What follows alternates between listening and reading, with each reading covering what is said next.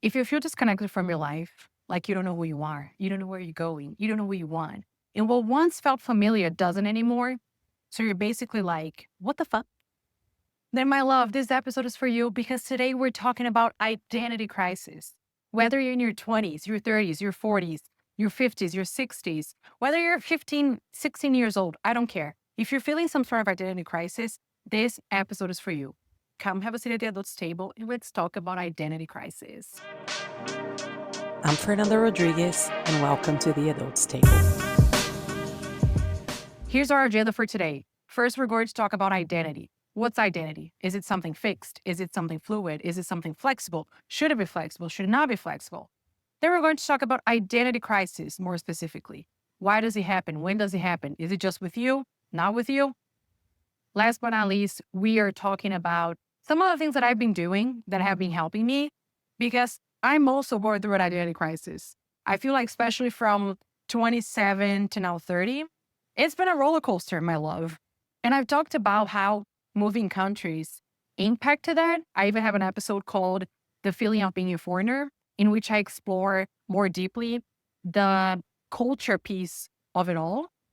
But today I want to talk about identity crisis as a whole, not just as part of these cultural moves, because it's going to happen to all of us. And that's the first thing that I want you to understand. I know it feels like a unique experience. I know it feels like you're the only one going through it and that there's something wrong with you and the problem is with you. And it feels like it's something larger than you because, yeah, it is extremely challenging, but all of us go through it. And one thing that I found out is that even though it's extremely challenging, it's part of our developmental process. We think that life is a straight line, right? It needs to be from here to here. I either know who I am or I don't know who I am. But life is actually a spiral. So you go through life and then things happen and then you question yourself and then you find yourself again and then things happen again and then you question yourself and then you find yourself again. So that spiral in itself, while extremely challenging, helps us to go from one level to consciousness to another level of consciousness and to expand our identity and become whole and become who we are. And I don't say this in a romanticized way, but in a way for you to start embracing it and being prepared for the different phases of life. So let's define identity. Identity is how you answer the question, who am I? It's your lived sense of self, which is a byproduct of internal and external factors and conscious and unconscious factors. Meaning, it's a mix of and the combination and the relationship between how you see yourself. What's the story that you tell yourself? That's what I mean by internal. External is the collective identity, so the culture. It's the roles that you play in a society, in a group, whatever. It's the way that people see you. So all of these things are external and they're going to impact and be part of the way that you answer, who are you? Then those factors can be both conscious or unconscious. Some of those are going to be, you're going to be aware of, meaning they're going to be conscious. And other ones that are very important to the development of who you are unconscious. Those can be emotional patterns. Those can be unconscious bias, things that you're not aware of, but impact your sense of self. So what I want you to understand when I say this is that your identity is much more complex than what you think. It's not just a decision and it's not just one thing and one thing only throughout life. You're going to understand that there are things in this sense of self that are more stable while others are more flexible. So I feel like an identity is neither super fixed or super fluid. And I feel like sometimes, especially nowadays, we have a hard time navigating this. We either become too rigid, protecting our identity at all costs and not flowing with life and not allowing yourselves to go to the next level of consciousness. Again, not in a romanticized way, but really just becoming who you are. Or we become too fluid in a sense that you reject the idea of identity completely, but you don't realize that what you're doing is becoming rigid, but just with a different mask. Whether you like it or not, our identities give us some sense of security and continuity of who we are. And it needs to be cohesive. So it brings us a sense of security. That's why when it's challenged, we feel like we have nothing to hold on to. Our identities is what gives us an internal map of decision making, right? That framework that you're like, I know who I am, so I know what matters. So I know what to say yes to, what to say no to. Your identity is what differentiates you from others, right? So you're able to set that line between you and others and then set boundaries and things like that. So it is a huge part of who we are, and it brings that sense of security. That's why it's dynamically stable. There are going to be parts that are more stable while others are more flexible. And we have to learn how to navigate this. We have to learn not to go to one extreme or not to go to the other extreme of completely rejecting it or completely becoming too rigid. Now, things are going to happen in life countless times that are going to challenge that sense of self. And that's normal. That happens to everybody. And when that happens, you are going to feel anxiety. You are going to maybe feel some sort of grief because you're letting go a part of yourself. You're probably going to feel, some people feel a sense of relief. So it is difficult to deal with a lot of these feelings and emotions, which is why going through an identity crisis can be so challenging. Now, the other thing that we often do when it comes to identity is that we try to connect it with just one thing. We try to fit ourselves into this one box. And it's usually related to a role, right? Oh, whether that's your career, whether that's being a mother, that's being a wife, whatever. So we summarize our identity around one thing. And that's the story that we tell ourselves. It's much more complex than that. So by trying to find one thing only that defines us, it becomes a huge challenge for you because at some point in life, you are going to experience more of the opposite forces within you. And that is one thing that I feel like we should be aware of as well. There are opposite forces living within all of us. And in some moments of life, they become stronger. So you might be the person that you value independence, but at the same time, you want to be taken care of. Or you're the person that is very connected to your career and your job, and you want to be super successful. You have a lot of aspirations and ambitions, and you want to dedicate a lot of time to your work. But then at some moment in life, you also want to be a mom and you also want to dedicate time to that. And then how do you manage these opposites within you? Then it feels like you don't know who you are. It feels like you're somewhere in the middle.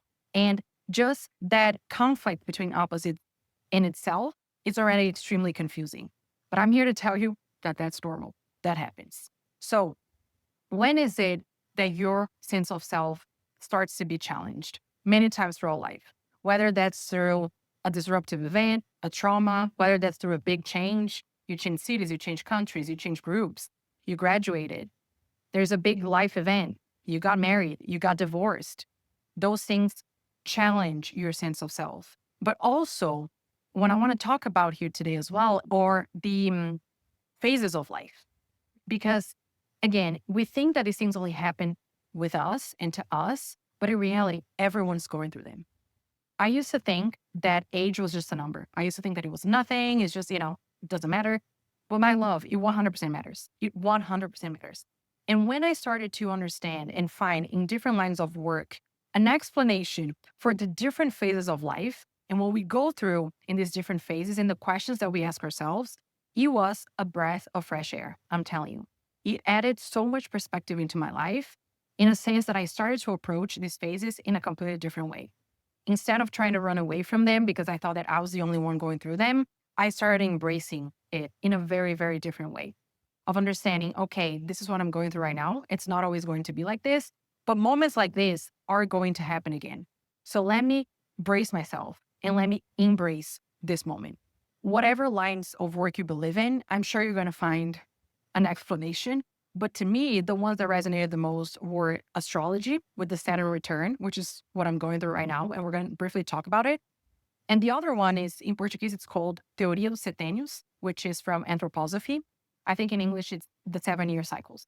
So it pretty much says that, from this age to this age, these are the things that you were questioning about life. With the Saturn return, for example, let me read it to you. So a Saturn return is an astrological event that happens when the planet Saturn completes one full orbit around the sun, about 29.5 years, and returns to the same position in the sky as it was at the time of your birth. Key points: timing.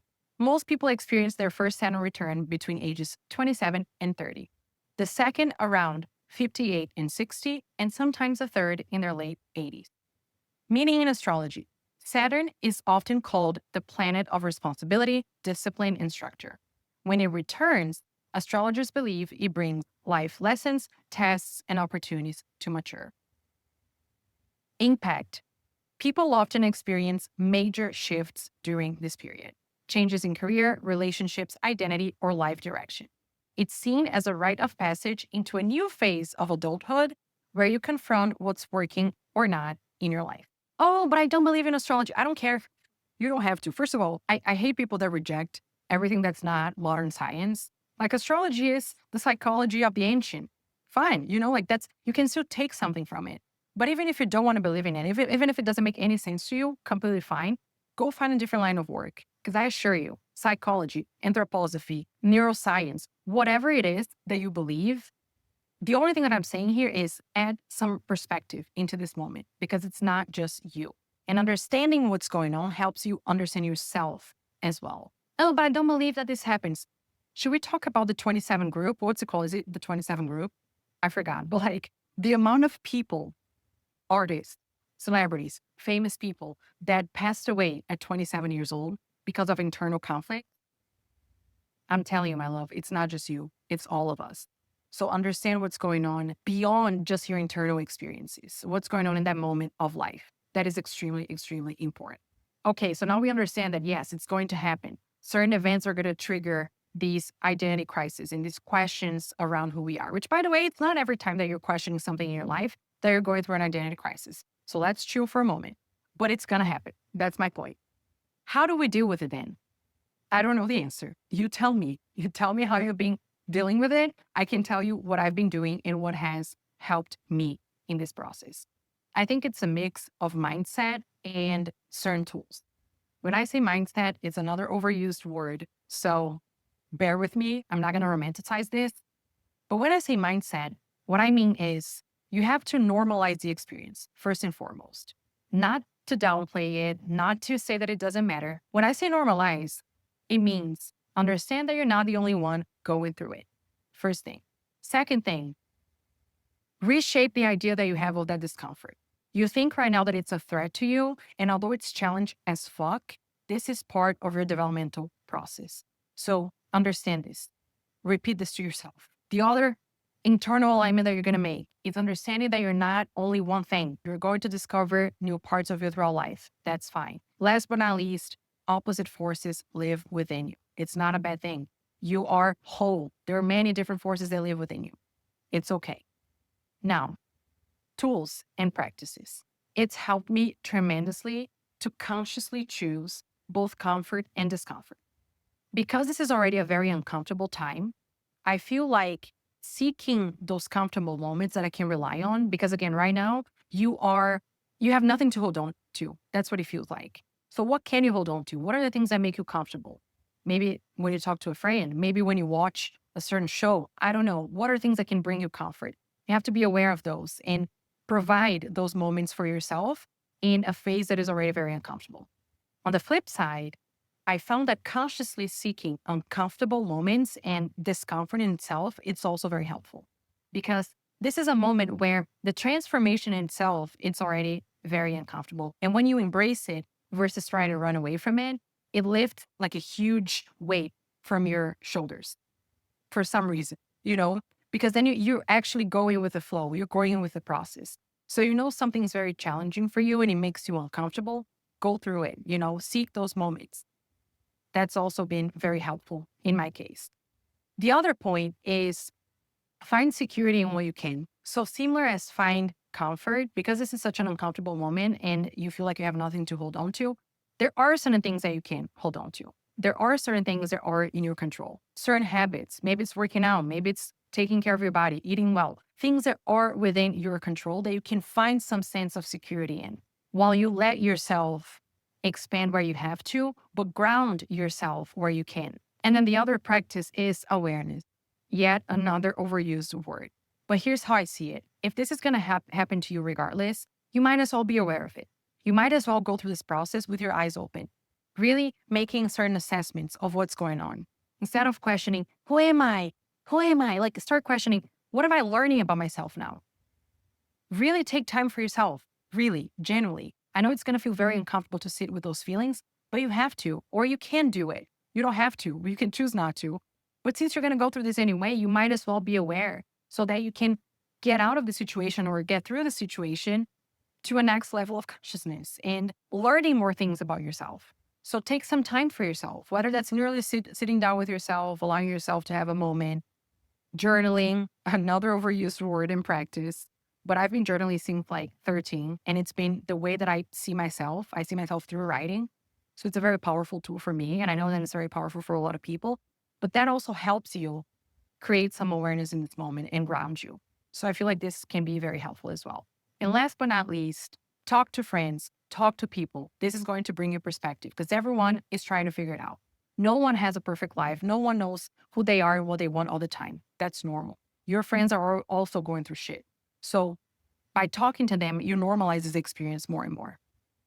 Please keep moving forward. I know it's hard as fuck, but in these moments, what life is asking from you is to keep moving forward. Don't stay stuck in this process. Don't stay stuck in a previous level of consciousness or a previous version of yourself. It is hard, but you can do it. Thanks for listening, and I'll see you on the next episode at the Adults Table.